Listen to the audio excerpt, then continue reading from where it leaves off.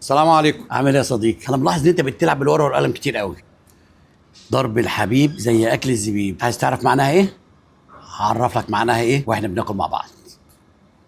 ادي الشوربه يا صديقي. دي شوربه ايه يا صديقي؟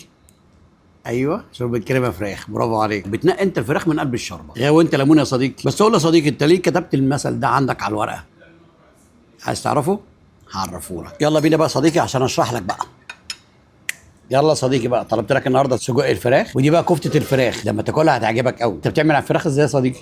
ايوه هي دي. واهم حاجه بقى الرز بالمكسرات بالزبيب الزياده اللي انت بتحبه يا صديقي. تعالى بقى احكي لك قصه الزبيب. الزبيب زمان يا صديقي كان من الحلويات الغاليه جدا عند المصريين، كان الناس كلها بتحبه. وانا فاكر كمان ان ايام ستي وامي الله يرحمهم كنا بيعملوا لنا العاشوره والرز بلبن ويحطوا عليه الزبيب. كنا احنا بننقي الزبيب ونسيب الحاجات دي كلها من كتر حبنا للزبيب. فالزبيب يا صديقي كان رمز للحاجات الحلوه والخفيفه على القلب. فالمعنى يا صديقي بقى من الكلمه اللي انت كتبتها لي ان مهما حد زعلك من اصحابك من احبايبك من اخواتك من اي حد انت بتحبه، الزعل ما يكونش تقيل على القلب.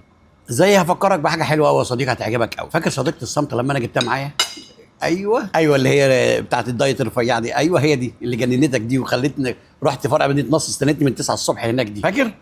ممكن تاكل واحنا بنتكلم بقى مع بعض. انت بتاكلش ليه؟ الناس هتستغرب في حاجه ولا مش عاجبك ايه الاكل ولا ايه؟ في ايه؟ ده سجق فراخ وكفته فراخ، حاجه حلوه خفيفه على قلبك شويه.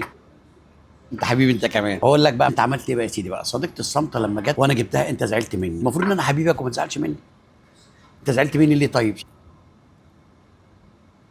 ما تزعلش مني ابدا. وانا بقول لك عشان كده بقول لك ايه المثل بيقول ايه؟ ضرب الحبيب زي اكل الزبيب. انت بتعمل كده وانا بعمل لك كده، ايه اللي بيحصل؟ انا ضربتك اهو. اهو ده ضرب الحبيب زي اكل الزبيب. وافضل انت بقى كل في سجق بقى وارجع لاصلك تاني بقى. يلا بقى اجيب لك طلبك المفضل بقى. انت عارفه ها؟ اللي هو ايه؟ ايوه ايوه الحلو والشاي. يلا بينا.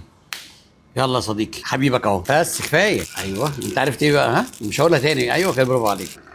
الله ينور عليك. المره دي بتحط نعناع قليل صح؟ كنت شويه كده وشويه كده. انت بقى تكتب في الاكل بقى قصص، ولا زبيب ولا حبيب يا صديقي. كده فهمت معنى المثل ايه يا صديقي؟